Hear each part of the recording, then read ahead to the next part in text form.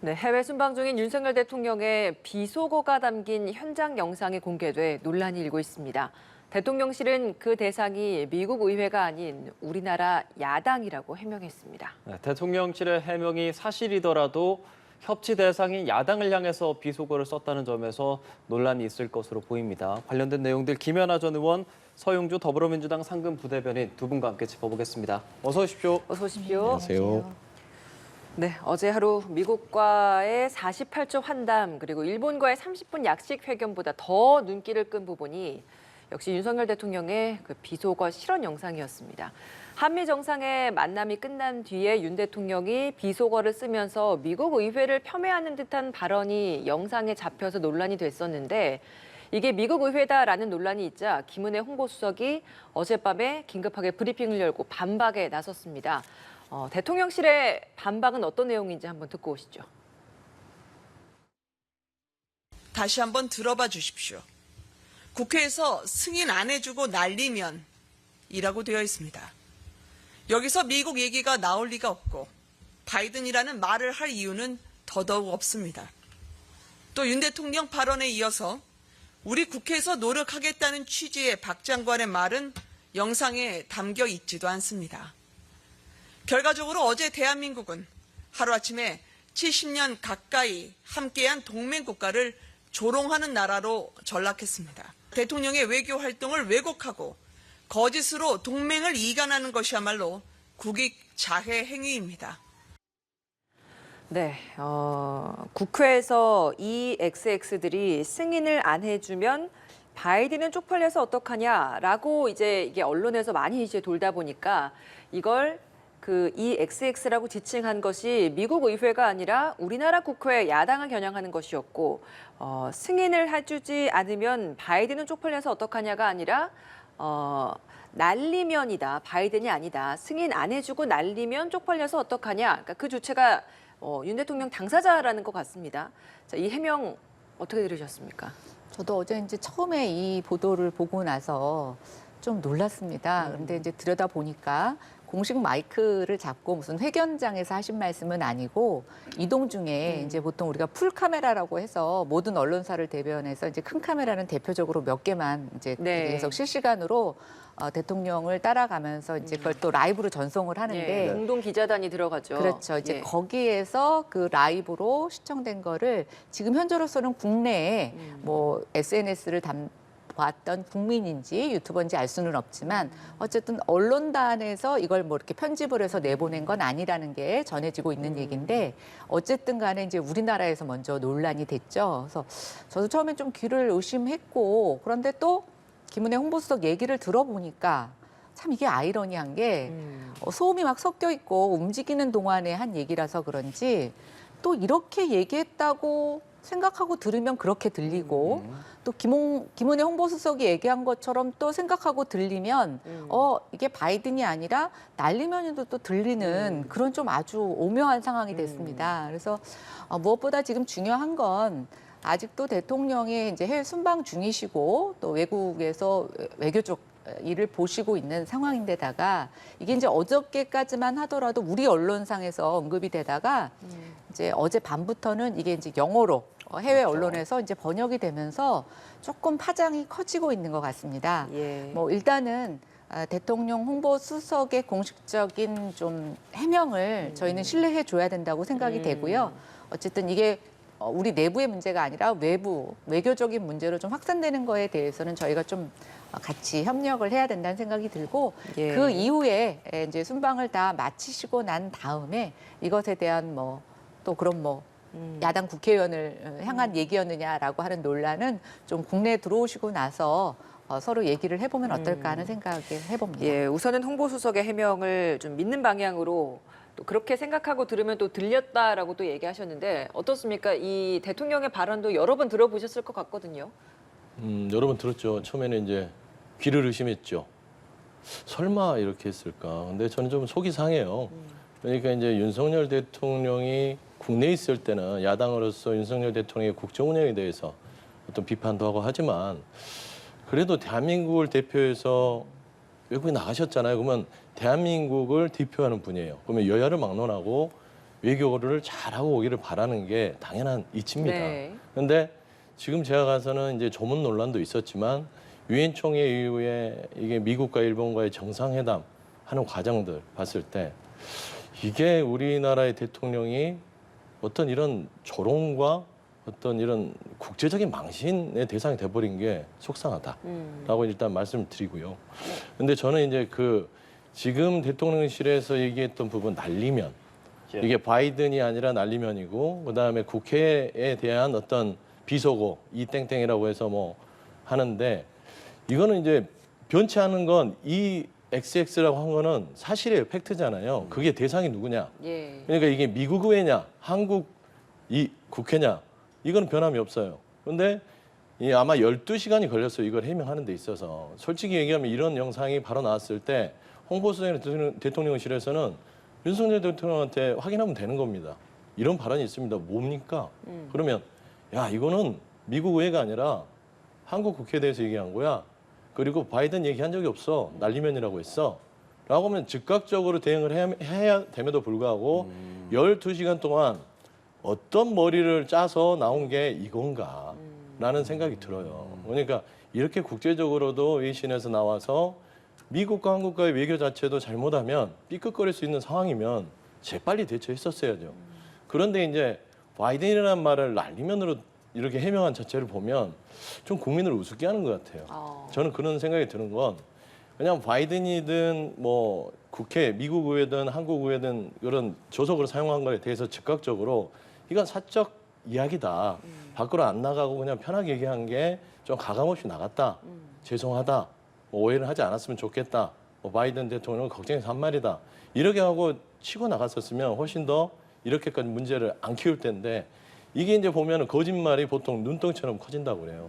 거짓말이 또 그 거짓말 덮기 위해서 더 큰 거짓말을 해야 되고 더 큰 거짓말을 해야 됩니다. 그러면 어떻게 하겠어요? 헤어나올 수가 없어요. 그러니까 결국에는 이게 돌아와서 한국에 돌아오셔서 그러면 첫 번째 우리 대한민국 국회에 대해서 이 땡땡이라고 욕을 해도 되는 것이냐라는 문제부터 그다음에 바이든의 이 문제는 소리 전문가들 있잖아요. 이거 분석 들어갑니다. 이거는 우리가 귀로 듣지만 네. 이 소리의 음절이나 음파나 고절을 다 분석하면요. 이게 바이든인지 날리면이 나와요. 그럼 그- 분석 가능한 가능하지요. 가능합니다. 그래서 소리 전문가들이 다 분석을 해요. 그러면 나중에 이게 날리면이 바이든으로 밝혀지면 그때 가서 어떡하겠습니까? 지금에 있는 걸 면피하기 위해서 이런 것들은 굉장히 안 좋은 태도다. 그래서 저는 정말 말씀드리고 싶은 건 대통령실이 그동안 대응하는 걸 보면 해명, 변명 거기에 덧붙여서 그냥 막 거짓말까지 가면서 우겨버려요. 그래서 이렇게 해서는 안 되고 돌아오셔서 다시 말하자면 이 사실에 대해서 밝혀지기 전에 뭔가 좀 내부적으로 협의를 했으면 좋겠다. 그리고 중요한 거는 윤석열 대통령이 여러 가지 대통령 처음 해보시니까 여러 가지 실수가 있겠지만 옆에 있는 보좌진들, 외교 라인이나 정무, 의전 네. 이번에 외교를 보면서 너무나 대단히 우려스러워요. 저는 인적 쇄신, 개편 전면적인 어떤 물갈이가 되지 않고서는 또 다시 또 여러 가지 외교 일정이 있는데 똑같은 실수가 반복될 수 있다라는 예. 점에서는 그냥 국민들한테 이 정도 변명 갖고는 통하지 않는다라고 좀 말씀드리고 싶습니다. 네, 12시간 동안 회의에서 변명이라고 좀 생각을 하신다는 얘기 하셨고 이게 거짓말이냐 아니냐를 떠나서 홍보수석의 말을 믿어주더라도 민주당을 향해서 이 XX라고 말하는 이 자체로 어쨌든 협치의 대상이고 국내에서 정치를 같이 하는 입장인데 그게 맞냐라는 지적이 상당히 많거든요. 그래서 이제 그거는 뭐 지금 해외 순방 중에 저는 뭐 논의할 일은 아니라고 생각하고 또 민주당은 그게 아니라고 근데 하니까. 이제 대통령실의 네. 해명에서 그런 류의 사과는 없으니까. 네, 근데 이렇게 한번 생각해 주셨으면 좋겠어요. 지금 이제 홍보수석도 같이 동행을 하고 있지만 여러 일정이 남아 있어요. 그리고 대통령께서 저게 공식 발언이 아니고 이제 이동하는 가운데에서 뭐 일종의 이벤트성 저는 발언 실수라고 생각을 하는데 남은 일정이 다 남아져 있는데 이것에 대한 진실 공방을 하기 위해서 모든 그 수행원들이 에너지를 쓴다면 저희가 이게 정말 국민이 원하는 것일까? 저는 그렇게 생각하지는 않습니다. 그래서 이 일은 갔다 오시고 나서 네. 규명해도 늦지 않다고 생각을 하고 있고요. 또 아까 우리 이제 변호사님, 부대변인님께서 그렇게 얘기하셨죠. 뭐 사실대로 얘기했으면 오히려 더 좋았을 것 같다고 얘기를 하는데 네. 지금의 야당은 대통령의 외교 순방에 대해서 그렇게 고지고대로 믿어주지 않습니다. 예를 들면 이제 엘리자베스 여왕 조문 이제 뭐 좀 늦어져서 일종의 참배를 못하고 장례식에 참여를 했지 않습니까? 조문을 하지 못하고. 네, 근데 이게 조문을 제가 어디 사전을 찾아봐도 조문은 상주를 위로하는 것, 상주를 위문하는 것이라고 되어 있습니다. 관 앞에 가서 꽃 올리고 인사하는 걸 조문이라고 하진 않아요. 그러면 왜 그게 조문 취소입니까? 조문하기 전에 이제 가서 다른 그 일반 뭐 영국 국민들이나 또 외국인들 같은 경우에는 상주를 직접 만나기가 어렵지 않습니까? 그러니까 공개된 그 관 앞에서 경의를 피하고 조의를 표하는 건데 그걸 갖고 자꾸만 지금 조문 취소라는 일종의 프레임을 걸어서 계속 공격을 하고 있지 않습니까? 지금 뭐 김은혜 홍보수석도 좀 본질을 봐달라고 계속 얘기를 하고 있습니다. 이번에 유엔 총회에서 이루어지는 각국 정상 간의 회담은 공식 회담이 아닙니다. 일종의 이제 약식 회담이죠.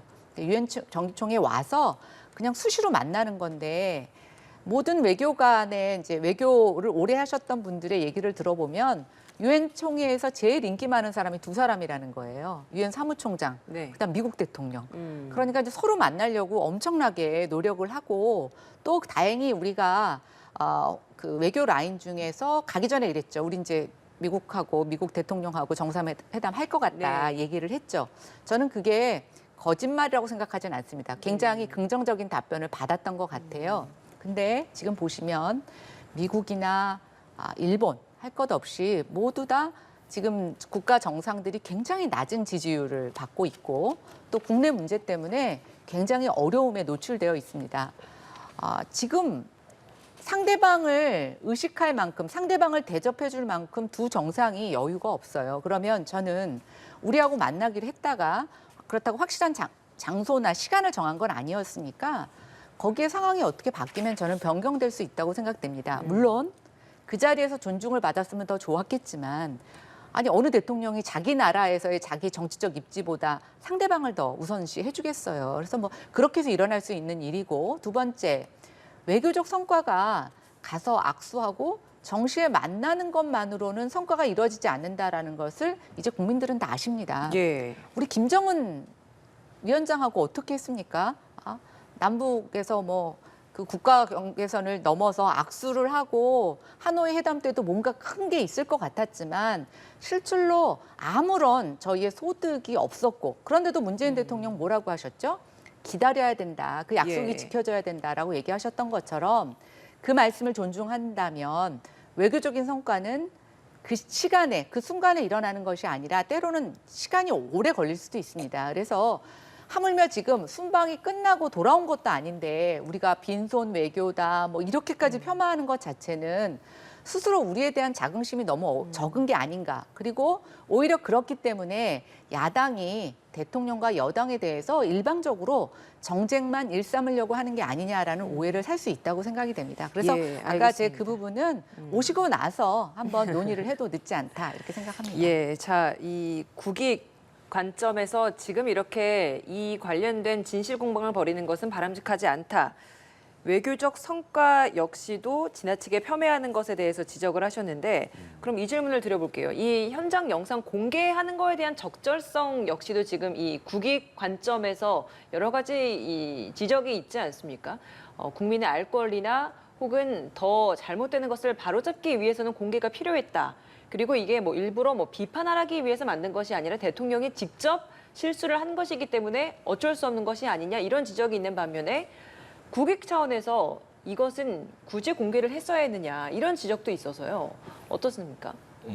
몇 년도를 사시는지 모르겠어요. 1970년, 1980년대 언론관이죠. 그러니까 국익을 위해서라면 대통령이 무엇을 하든 간에 그 국익의 판단을 누가 하는지 모르겠습니다. 결국엔 국민의 알 권리보다 정권의 의지와 정권의 어떤 좋은 점만 부각해야 된다. 예전에 70년대 박정희 시대 그랬죠. 1980년대 전두환 때 땡전 뉴스가 그랬습니다. 9시만 되면 전두환 대통령은 훌륭한 일만 한다고 생각했어요, 국민들은요. 전혀 나쁜 일이 안 나갔어요. 그게 그 당시의 언론관입니다. 그러면 그걸 지금 말이라고 하는 얘기일까요? 2022년 민주화를 이뤄서 대한민국이 10대 강국이 됐고요. 그다음에 이 유엔 총회에 가서 그런 실수를 하는 부분에 있어서 우리 언론들에게 이걸 국익을 위해서 숨겨달라? 그럼 우리는 숨겼어요. 나중에 그 비밀이 드러나면 어떡할 거예요? 그런 시대를 살고 있습니다. 지금은 예전처럼 어떤 언론이든 정보든 이런 부분들이 숨길 수 있다고 숨길 수 없어요. 그런 어떤 미디어 환경도 있고 두 번째는 그런 생각 자체도 버려야 됩니다. 그러니까 국민의 알 권리도 안 권리지만 있는 그대를 통해서 국민한테 평가를 받고 판단을 받는 것들이 지금 현재 우리 대한민국이 올라와 있는 민주주의의 위상이다. 저는 그렇게 생각하고 그런 얘기를 하시면 안 되고 아까 저는 조문외교에 대해서는 얘기를 안 하려고 했어요. 근데 얘기를 하셔서 두 가지는 국민들께서 아셔야 될 것 같아요. 예. 첫 번째, 통상 이제 조문 취소 부분에 대해서 얘기를 할 때 저는 그렇게 생각합니다. 저도 뭐 의전 전문가는 아니지만 일정의 담당을 해봤던 경험상 동성 18일, 19일이 있으면 핵심 일정이 있습니다. 18일은 조문이 핵심이었지 리셉션이 핵심은 아니었을 거예요. 그다음에 19일 날이 장례식, 연결식이죠. 그러니까 19일 날의 핵심은 연결식이고 18일 날의 일정의 핵심은 조문입니다. 근데 그 조문 일정이 중심이 됐는지 리셉션이 됐는지를 대통령실은 밝히지 않고 있어요. 그러니까 애시당초 출발할 때부터 조문할 생각이 없었던지 아니면 현지에 가서 무슨 사정이 있어서 안 됐던지 명확하지 않다. 그리고 장례 얘기를 하셨지만 외국은 이 동양하고 좀 달라서요. 서양은요. 조문이라고 하면 주인공이 고인입니다. 그래서 관을 열어놓고 얼굴을 보고 거기에 조문을 하는 것이고 동양은 상주에게 가서 예. 어떤 위로의 말을 전한다. 그런 외교적인 어떤 의정과 관례를 파가지도 못하고 갔다면 정말 우리 대한민국의 국격 자체를 논의할 수밖에 없다. 그런 말씀을 이제 덧붙이고 싶어요. 예. 근데 나- 이게 예. 사실 이제 최근에 이제 이게 하도 논란이 되다 보니까 한 언론 인터뷰에서 주한 영국 대사를 불러서 질문을 하지 않았겠습니까? 거기에 있어서 이 조문에서의 주요 행사가 무엇이냐 이렇게 물었더니 장례식이 가장 중요한 행사라고 답을 하기는 하더라고요. 네. 아니, 그러니까요. 그러면 19일 날 출발하셨어야지. 장례식은 참석을 했죠. 그러니까 장례식에 출발하려고 하면 19일 날 가셔야죠. 그 제일 전에 중요한 리서- 행사니까. 그 전에 리셉션이 그러니까 있었잖아요. 보세요. 18일 조문 일정이 있고 19일 장례식 있지 않습니까? 네. 상식적으로 접근해야 돼요. 그러면 18일 날 출발했다는 건 조문을 가기 위해서 가는 거지. 그러면 리셉션을 참석하기 위해서 갔습니까? 그러면 조문 외교란 말을 안 했어야죠. 그다음에 좀 말씀하면 성과 얘기하지만 그 들어와서 얘기할 얘기는 맞습니다. 예. 하지만 분명히 성과는 있었죠. 30분 48초의 성과를 가지고 오셨어요.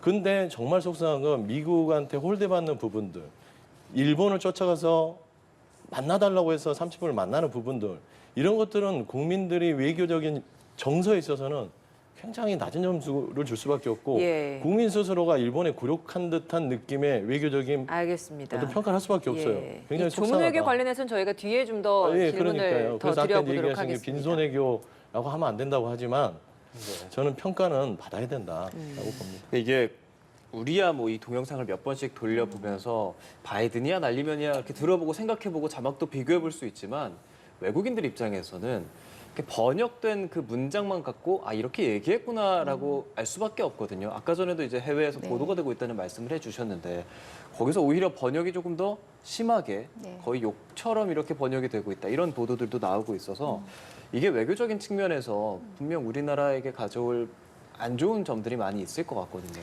그래서 아마 지금 저는 대통령을 수행하게 된 홍보 라인 쪽은 국내 언론보다 해외 언론에 대해서 동향을 주시하는 것에 지금 더 그러다가 많은 한 힘을 쏟고 12시간 있을 것 걸렸다고 같아요. 부대변인이 얘기하셨으니까 네. 이게 조금 더 빨랐어야 한다거나 뭐 그런 근데 생각은 안 이제 하세요? 저는 그렇게 생각해요. 아까 말씀드린 것처럼 그 발언만 해결해야 되는 게 아니잖아요. 이 언론인들은 지금 연이어 있는 여러 가지 일정에 대해서 지금 빈손 해결하고 하니까 그 일정마다 사실 지금 성과는 안 나타나지만 국민들에게 뭔가 보여드릴 만한 성과로 어떤 메시지를 낼까라는 것을 고민해야 되는 게 지금 홍보 라인입니다. 예, 그러니까 지금 저는 이게 굉장히 뭐 저희가 심각하다고 생각하면 심각한 일이지만 예. 또 외교적 바이든도 얼마 전에 보면 마이크 꺼진 줄 모르고 우리가 이제 한 마이크라고 하죠. 이게 네. 켜져 있는지 뭐 모르고 멍청이 뭐 이런 예, 식으로. 뭐 이런 발언을 해서 논란을 일으키기도 했는데 이제 이걸 우리가 어떠한 관점에서 보느냐의 문제인데 어쨌든 이미 물은 엎질러졌고 저는 이것이 저희가 뭐 어떤 외교적인 문제로 비화되지 않을 수 있도록 최대한 조치를 하는 것은 이제 우리 홍보 라인의 임무라고 생각을 합니다. 예. 그럼 예. 이 부분에 대해서 하나만 더 여쭤볼게요. 이 발언이 사적 발언이라고 생각하세요? 공적 발언이라고 생각하세요? 근데 저는 이게 사적 공적이라는 구분 자체가 조금 맞지 않다고 봐요. 왜냐하면 보통 이제 이렇게 공식석상에서 하는 말이냐, 아니면 이제 우리가 캐주얼하게 이동 중에서 좀 뭐 혼잣말일 수도 있고, 사실은 박진 장관하고 이렇게 두 분이서 했다는 얘기일 수도 있거든요. 그래서 저는 그건 뭐 대통령의 업무 중에 공적 사적인 게 어디 있겠습니까? 그러나 대통령도 사람이고, 대통령도 모든 사람들 앞에서 이게 다 마이크로 전달된다라고 전제하에서를 얘기할 수는 없지 않습니까? 그래서 뭐 예. 그런 면에 있어서 저는 분명히 실수는 있었다고 생각이 되고, 또 이제 아까 논의한 것처럼 뭐 언론이 이거를 뭐 꼭 꼬집어서 이렇게 드러냈다 이렇게 믿고 싶지는 않습니다. 다만 이제 정치인들이나 대통령께서 좀 유념하셔야 되는 건, 대통령의 사실은 집 밖에 나와서의 모든 일거수일투족이 실시간으로 국민들이 보여줄 수 있는 시스템으로 되어가고 있다. 그래서 굉장히 신중하게 행동하고 발언하고 하셔야 된다라는 것을 이번 기회에 조금 아셨을 거라고 생각이 됩니다. 예. 자, 이번 순방에 있어서 이 해외 순방과 관련해서 여론조사 결과가 나온 게 하나 있어서 이 관련된 질문을 드려보겠습니다. 해외 순방과 관련해서 성과가 있겠는가라는 물음이 있었더니 성과가 없을 것이다라는 전망이 성과가 있을 것 같다라는 그 긍정적인 전망보다 15%포인트 높은 결과가 나왔습니다. 이 조사 시점을 보면 19일부터 21일까지라서 지금 저희가 다루고 있는 비속어 논란이나 뭐 한일 한미 정상회담, 뭐 환담 이 관련된 논란은 반영되지 않은 그런 수치입니다. 이렇다 보니까 만약에 이런 것들까지 같이 또 반영이 된다면 또 더 떨어지지 않을까라는 지적도 있고, 혹은 또 유엔 총회 발언 이후에 또 긍정적인 평가도 있는 것만큼 더 올라갈 수도 있다, 이런 이야기도 있습니다. 자, 이 결과에 대해서는 좀 어떻게 보셨습니까? 일단 뭐 지금 현재 윤석열 대통령이 4달 반이 됐죠. 그래서 역대 최저치의 국정 지지율을 가지고 있어요. 지금 이제 30%를 회복을 한 상태지만, 결국 이 수치 자체는요, 저번 이제 나토 정상회담도 있었지만 현 정부에 대해서 국민들이 아직까지 큰 기대를 하지 않아요. 그러니까 기대가 별로 없다. 그러니까 뭐 성과가 얼마나 있겠냐, 뭘 할 수 있겠냐라는 부분들이 있는 것 같고요. 그다음에 이 수치가 19일, 21일이면 출발하기 전에 준비 상태를 본 거라고 봅니다. 그러니까 제가 말했지만 15일부터 대통령실에서는 이번 외교를 통해서 조문외교와 유엔 총회를 통해서 한미 정상회담, 한일 정상회담 할 것이다라고 아주 호언장담을 했어요. 그리고 그러면서 어떤 경제적 성과도 가져올 것이다. 뭐 이제 국민들을 안심시키는 차원에서는 그럴 수 있겠지만, 외교라는 부분들은요, 국내 정치하고는 다릅니다. 상대를 고려하고 정말 정밀하고 섬세하게 들어가야 돼요. 그러다 보니까 한일 정상회담 자체를 출발하기도 전에 면을 구겼잖아요. 일본에서 너희들 대한민국 만나자고 한 적 없어. 이렇게 된 겁니다.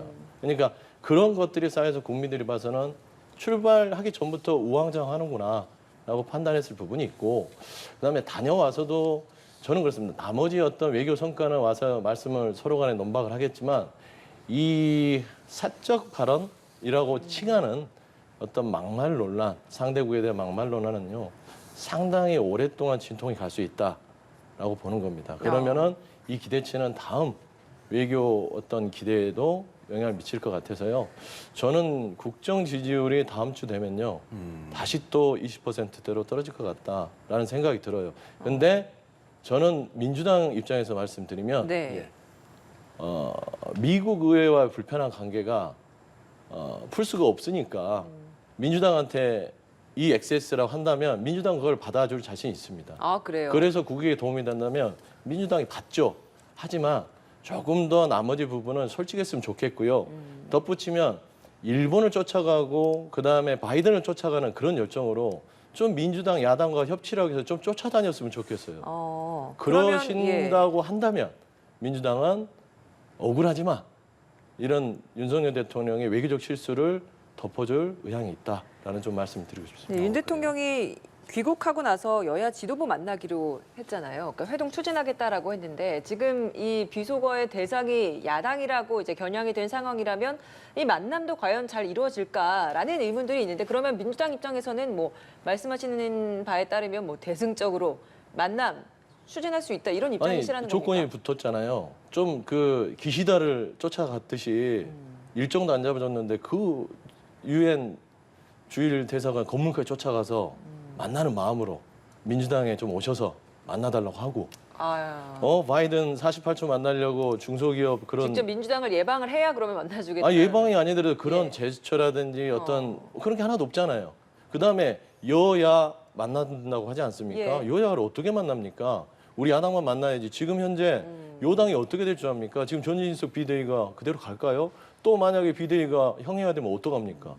그러면 어떡할 거예요? 그러면 알겠습니다. 시간이 한참 걸린다. 중요한 건 협치를 위해서 좀 그런 노력들을 국외에서 하지 말고 이 국내에 들어와서도 하셨으면 좋겠다. 그런다면 우리 민주당도 그런 마음을 가지고 있다라는 말씀을 하는 알겠습니다. 자, 박홍근 원내대표 근데 뭐 민주당 국회의원들 169명의 정령 XX냐 하면서 조금 발끈하는 표현을 하기도 해서 국내 돌아와서 또 어떻게 될지 이게 잘 풀어갈 수 있을까요? 안 그래도 안 좋은 상황인데 말이죠. 그러게 이제 서 부대변님처럼 생각해 주신다면 너무 좋을 것 같은데 그게 그렇게 될까? 그런 생각이 들고요. 또 하나 말씀하신 것처럼 그럼 여태까지 협치를 안 한 게 뭐 다수당에 대한 야당을 좀 이렇게 대접을 못 해드려서 안 하신 건지 그것도 좀 의심이 됩니다. 그래서 모르겠습니다. 뭐 진짜 여야 협치 정말 중요하죠. 그리고 이제 그 윤석열 대통령의 외교에 대해서 국민들이 기대치가 낮은 건 저는 뭐 여러 가지 요인이 있겠지만 사실 지금 외교 환경이 굉장히 엉망이 됐습니다. 그러니까 문재인 정권 내내 일본하고 사실은 과거사 문제로 계속 대척점을 더 깊게 만들었던 것도 있고요. 또 견고한 한미동맹에 대해서 느슨하게 만들었던 요인도 있고 오죽하면 북한만 바라보고 외교 정책을 했다는 평가가 있을 만큼 굉장히 좀 외골수적인 외교를 하셨었는데요. 문제는 그렇게 했었더라도 세계 경제가 좋고 서로 협력해서 시너지를 이룰 수 있었다면 외교라는 게 영원한 적도 없고 영원한 아군도 없는 거니까요. 근데 제가 좀 전에 말씀드린 것처럼 지금 경기도 너무 안 좋고 또 자국 내에서 지지를 받지 못하는 정상들, 정치 지도자들이 사실은 정치적인 주도권을 잡기 위해서 좀 아군이든 적군이든 외교 문제보다는 자국의 이익에 앞장서는 발언을 할 수밖에 없는. 그러니까 자국의 어떤 강성 지지자들에게 좀 먹힐 수 있는 얘기들을 할 수밖에 없는 상황이 되어버렸습니다. 이런 상황에서 우리가 과연 얼마나 외교를 잘할 수 있을까? 저는 참 쉽지 않은 상황이라고 보고 네. 있고요. 아마 국민들도 그거를 아시기 때문에 아무리 노력해도 쉽지 않을 거다라는 마음도 저기 같이 곁들여 있을 거라고 생각이 됩니다. 결국 지금은 위기의 상황입니다. 그리고 아까 저는 서 부대변인 하신 말씀 너무 감동 있게 들었는데 예를 들어서 진짜 국익을 위해서라면 민주당 의원들에게 뭐 그 비속어를 하신 거에 대해서도 기꺼이 받아들이시겠다. 네. 정말 그런 협치가 이루어진다면 전제를 또 다셨거든요. 근데 뭐 달려가고 이러는 거 뭐 또 예. 뭐 그것은 폭넓게 얘기하신 거라고 생각이 네. 되고요. 정말 그런 일이 벌어진다면 저는 이제 국민들은 뭐 여야 어떤 부분에 대한 비난도 하지 않고 믿고 가실 거라고 생각하고 진짜 중요한 상황입니다. 어제 환율이 1,400원을 넘었습니다. 예. 1,410원도 넘었다가 지금 다시 들어와 있는 상태인데요. 제가 며칠 동안 진행된 국회 대정부 질의를 보면서 정치인들은 정말 월급 걱정 안 하나 보다. 금리 때문에 이자 부담 걱정 안 하나 보다. 이런 오해를 살 수 있겠다라는 생각을 했어요. 예. 근데 뭐 팬티 논란 네네. 그 가짜 뉴스로 해서 해프닝이 있지 않나 아니면 지금도 대정부 질문에서 검수완박, 검수원복 또 한동훈 장관의 대선 후보 여론조사 올라가는 게 저 아까운 시간에 물어볼 만한 일인가. 예, 그래서 저는 좀 안타깝다는 생각이 들었고 정말 여야 이제 좀 정신 차리고 국민 민생 챙기셔야 되는 시간이라고 네, 생각합니다. 협치가 필요한 시간이라고도 해주셨고 제가 발언을 하나 소개해드릴 텐데 이게 좀 김은혜 의원님 받으신 감동이 좀 깨질 수도 있습니다. 민주당이 김성환 정책위의장, 윤석열 대통령 그 조문 취소했던 논란에 대해서 무속 논란과 함께 이야기를 했는데요. 그 발언 듣고 오시죠. 14일 날 대통령 출입 기자들과 비공개 논의에서 출발 시간을 18일 오전 7시로 통보했습니다. 그런데 15일 조문을 가면 탁한 기운이 묻어올 수 있으니 가면 안 된다고 천공의 정법 강의가 업로드됩니다. 그리고 그 다음 날 16일 오전 7시에서 9시로 출발 시간이 변경 공지됩니다. 네, 조문을 가면 탁한 기운이 묻어나올 수 있다고 가면 안 된다라고 했어. 천공법사가 유튜브에 이렇게 글을 올렸다. 그리고 출발 시간이 바뀌었다. 문제를 제기한 측이 민주당이니까요. 먼저 좀 일리가 있는 말씀이라고 보십니까? 일리가 있다기보다는 이제 저 발언이 나오기까지 배경을 봐야죠. 통상적으로 저런 이제 말하는 의혹이잖아요. 의혹이 나오는 것은 이 현상에 대한 불확실성이 존재하기 때문입니다.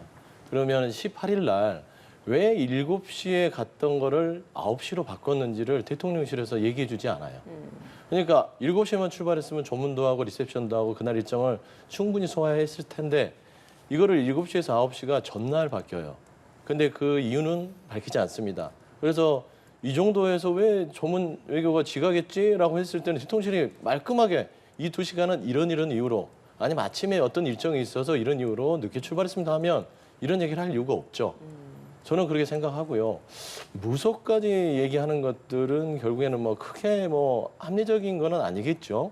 하지만 왜 하필이면 윤석열 대통령 주변에는 저런 무속인들이 옆에서 존재하느냐, 어슬렁거리냐. 이건 또 문제 같아요. 천공 선생이란 분이 예전에 건진이란 분도 있으시고요. 예. 그분들이 뭐 대기업을 뭐 가서 뭐 여러 가지 로비를 한다는 등 또 천공 선생이 15일 날 그러니까 조문 외교를 결정할 쯤에 조문에 대해서 또 강의를 하게 돼요. 관련이 없는 사람이 아니라 친한 분이에요. 근데 윤석열 대통령이 저 존경한다고 그랬던 분 아닙니까? 선생으로서. 강의도 듣고 괜찮은 사람이다. 예전에 유승민 그 경선 후보 할 때 토론에서 그렇게 얘기를 했던 걸 제가 기억하고 있습니다. 그래서 그러다 보니까 이 대통령실의 불확실성이 결국에는 저기까지 이른 것이다. 그렇기 때문에 좀 대통령실은요, 이런 부분이 있으면 말끔하게 설명을 해주세요. 안 그래야 이런 의혹들, 괜한 의혹들이 생긴다라고 좀 예. 말씀드리고 해명이 싶습니다. 부족했기 때문에 이런 의혹은 제기될 수밖에 없다. 저는 거기에는 반은 좀 동의하고 반은 동의하지 않습니다. 음. 지금 민주당은 어떤 해명을 해도 믿지 않아요. 어. 그리고 본인들이 믿고 싶은 그 연결고리를 찾아서 갖다 붙이고 지금 모든 기승전 무속 아닙니까? 아니 국회의원이 저런 유튜브 보고 저걸 찾아내고 있다고 하면 저런 식으로 하니까 그 팬티 해상 같이 가짜 뉴스 자료 내밀면서 대정부 질문하게 되는 겁니다. 정말 부끄러운 일이고요. 유튜버로 뭔가 영상을 올리시는 분들은 조회수가 굉장히 중요하죠. 그래서 가장 최근에 이슈가 되는 것들의 그런 소재를 가져옵니다. 지금 대통령의 조문 가는 게 막 뉴스에 나오니까 그걸 갖다 얘기할 수 있는 거 저는 뭐 그렇게 따지면 얼마나 우리가 엮을 수 있는 게 많겠습니까? 그리고 이제 당일날 출발 시간이 늦어진 거 뭐 모르겠어요. 대통령실의 상황이 국민들에게 발표할 수 있는 것도 있고 또 발표할 수 없는 것도 있는데 그것조차 무속으로 엮어내는 걸 보면서 저는 참 속상했습니다. 문재인 대통령 혼밥 사건이 있었죠, 한번. 예. 근데 그러면 그때 혼밥도 미리 계획하고 대통령이 다른 사람들하고 섞여서 밥 먹는 걸 싫어하셔서 아니면 그게 뭔가 기운이 안 좋아서 혼밥을 드신 거는 아니지 않습니까? 그러니까 이게 우리가 똑같은 잣대로 상대방을 갖고 얘기를 하게 되면 정말 밑도 끝도 없는 나락으로 떨어진다라는 겁니다. 예. 한 번쯤 저는 이랬으면 좋겠어요. 요번에 발언, 뭐 부적절한 발언에 대해서 만약에 문재인 대통령께서 하셨더라면 또 윤석열 대통령이 과거 문재인 대통령처럼 어떻게 하다 보면 혼밥을 드셨더라면 우리 각각 양측의 지지자들이 어떻게 얘기하고 또 어떻게 그런 거에 대해서 비판했을까. 이제는 서로 좀 상대방의 상황, 상대방의 입장에서 얘기를 하고 생각을 해볼 때라고 생각이 되고 네. 그 어느 때보다 지금은 대한민국이 똘똘 뭉쳐서 이 위기를 잘 극복해 나가야 되는 시기라는 겁니다. 그래서 저희 여당도 많이 반성해야죠. 그리고 저는 야당께도 부탁드리고 싶습니다. 지금 사실 우리가 한 번도 경험하지 못한 상황에 직면해 있어요. 또 지금 야당 대표가 여러 가지 범죄, 또 부패, 부정부패 수사에 선망에 올라 있어서 지금 그걸 갖고 국회에서도 계속 논의하고 있지 않습니까? 정말 민생은 누가 챙기냐라고 하는 또 우리 대한민국의 미래는 어떻게 할 거냐라는 국민들의 물음에 여야가 지금 답을 다 못하고 있습니다. 그런 측면에서 조금씩 양보하고 불필요한 것들 좀 절제하고 팩트 중심으로 또 하나는 제가 좀 당부드리고 싶은 건 부정적인 것 말고 여야 정쟁의 뭐 이슈 중에 좀 긍정적인 이슈가 나왔으면 좋겠어요. 근데 정말 우리가 몇 년 동안 너무나 부정적인 이슈만 보다 보니까 국민들이 뉴스를 틀면 우울증 아니면 분노가 나온다고 하더라고요. 그래서 어느 정당이 먼저 국민들에게 긍정적인 에너지와 긍정적인 소식을 주느냐 이런 것 갖고 좀 경쟁하는 그런 정치가 됐으면 좋겠다는 생각합니다. 예. 그러니까 저도 똑같은 생각이에요. 그러면 얼마나 좋겠어요. 근데 국민들이 얼마나 분통이 터져요. 지금 미국에서 우리 대통령이 그렇게 비속어를 써가면서 하는 걸 보고 있는 국민들의 마음을 오죽 답답하겠습니까? 그다음에 이재명 대표 자꾸 얘기하시는데 그러면은 이런 나라는 없었죠. 어떻게 대통령 배우자가 어떤 허위 경력으로 인생을 살아오고 도이치모터 주가 조작을 하더라도 했다고 하는 의혹을 받더라도 수사를 받지 못하는 나라입니다. 그래서 특검의 대상이 되는 그런 시대를 살고 있어요. 근데 이런 부분들에 있어서 이재명 대표가 우리 민주당 대표가 어떤 범죄 혐의에 있어서 불행하다? 그건 아닌 것 같아요. 그러니까 일정 부분은 책임질 부분은 책임지겠지만 정치적인 어떤 의도가 있다라고 보는 것이죠. 아까 협치 얘기하셨잖아요. 민주당이 국익을 위해서라면 민주당은 기본적으로 그런 거를 안 할 생각을 가지고 당을 운영해 왔습니다. 근데 지금 협치 얘기를 했던 건 달려오란 소리는 아니에요. 뭐 달려와서 야당 대표를 만나 달라는 게 아니라 비유적 그런 마음을 가져라라는 것인데 보십시오. 이재명 대표가 당대표 되자마자 5번을 요청합니다. 만납시다. 만나는 이유가 뭐냐면 다른 거 부탁하는 게 아니라 민생 좀 한번 살려봅시다. 금리 지금 죽어가고 물가 때문에 국민들이 힘드니까 만납시다 했을 때 대통령실이 뭐라 하겠습니까? 아무 얘기 안 하다가 거절한다. 그리고 여야 대표끼리 만나자. 그런데 여당 상황 말했잖아요. 뻔히 아는 사실이에요. 여당 대표고 언제 정해질 줄 알아요. 그런데 야당 대표 만나는 게 그렇게 무섭나요? 힘드나요? 그러니까 이런 마음 자체를 좀 바꿔야만 민주당도 협치하고 가는 것이고 따지고 보면 이제 여당이 되셨는데 아직까지도 국민의힘이나 윤석열 정부는 이 자체가 아직도 야당인 것 같아요. 그러니까 국정을 책임지는 주체는 윤석열 정부와 국민의힘이다. 그러면 예. 야당인 민주당은 백업을 해주는 입장이기 때문에 결국엔 먼저 좀 품이 넓게 손을 내미는 것은 여당인 국민의힘과 윤석열 정부가 돼야 된다라는 얘기를 하는 것입니다. 예, 예. 협치, 민생 두 분 다 강조하고 계십니다만 두 분이 언급해 주신 것처럼 국회 내에서는 계속해서 이런 정치적인 공방의 주제들이 많이 오가고 있는 게 사실입니다. 사실 어제로 대정부 질문 이제 마무리되지 않았습니까? 윤석열 정부 들어서 첫 대정부 질문이었고 그래서 더 많이 주목이 됐었는데 여기에서도 역시 두 분이 오늘 또 언급해 주셨던 그런 공방들 계속 있었고 어제 마지막 날 또 새롭게 등장했던 것이 바로 이 한동훈 장관과의 그 설전 부분이었습니다. 그 설전 앞서서도 그 민주당의 질문에 대해서 지적을 하셨는데 그러면 한동훈 장관의 답변은 좀 어떻게 들으셨는지 궁금합니다. 그 여론조사에서 차기 대권 주자 선호도에 이름이 오르내리는 것 거기에 대한 지적을 민주당 이병훈 의원이 하니까 후보에서 빼달라고 하는 게 오히려 더 호들갑이다 이렇게 답변을 했거든요. 답변은 어떻습니까? 듣는 분, 그러니까 질문을 한 사람한테 좀 얄미운 답변처럼 들리실 수 있겠다는 생각이 들어요. 근데 저도 국회에 있었지만 문재인 정부 때부터 좀 독특한 현상이 하나 있습니다. 예전에는 정치인, 국회의원들이 조금 약간 언성을 높이면 국무위원들은 좀 이렇게 그냥 숙연하게 듣고 그 자리에서를 그냥 그 자리를 좀 때우는 듯한 느낌을 보였다면 문재인 정부부터 국무위원들이 굉장히 토론을 하듯이 국회의원들과 이제 받아치는 일종의 설전을 벌이는 것이 이제 좀 자리 잡기 시작을 해서 이제는 그걸 말릴 수 있는 상황이 아니고요. 각 장관의 스타일이다 이렇게밖에 평가할 수 없을 것 같습니다. 그래서 뭐 한동훈 장관의 스타일은 뭐 국민들께서 다 이제 파악하실 만큼 정말 국무회의에서도 많이 불려 나오고 또 자기 상임 부서인 전임 부서인 이제 법사위에서는 뭐 민주당 의원들의 그런 잘못된 질문 때문에 오히려 질문을 하면 할수록 인기가 치솟고 또 오죽하면 한동훈만 불러내면 여당 지지율이 올라간다, 야당 지지율이 떨어진다라는 얘기가 나올 만큼 지금 계속 그런 토론의 장이 되고 있습니다. 어차피 이게 거스를 수 없다면 저는 건전한 토론으로 갔으면 좋겠습니다. 그래서 이제는 서로의 비방을 넘어서 좀 대안 제시를 하는 열띤 토론이 됐으면 좋겠다. 이제 어떡하겠습니까? 서로 침묵하기는 어려운 선까지 올라온 것 같습니다. 새로운 분위기가 또 만들어진 것 같다. 이게 문재인 정권 때부터 시작이 됐다. 이런 얘기를 하시는데 어떻습니까? 어제 한동훈 장관의 답변. 그러니까 이제 문재인 정부에서 이 정부가 현하지 못하는 것 같아요. 한동훈 장관 답변도 그래요. 이게 궁지에 몰릴 때는 다시 문재인 정부로 돌아가요. 그러니까 지금 현재 윤석열 정부에서 대답해야 될 부분들을 대답하지 않고 좀 궁색해지면 문재인 정부 때는 그렇지 않습니까? 문재인 정부 때 더 안 좋았죠? 이런 식으로 하는데 그거 못 벗어나면요. 윤석열 정부는 한 발짝도 못 나갑니다. 저는 그렇게 조언을 드리고 싶고 한동훈 장관이 빛날수록 윤석열 대통령은 내려갈 거예요. 전 그렇게 보입니다. 그런 부분들을 한동훈 장관이 잘 고려를 하셔서 가야 되는데 예. 지금 현재는 어떤 야당 의원들과 설전을 통해서 뭐 말 씨름에서 이기는 거에 쾌감을 느끼는 그런 느낌이 들어요. 아, 내가 말싸움 이겼어.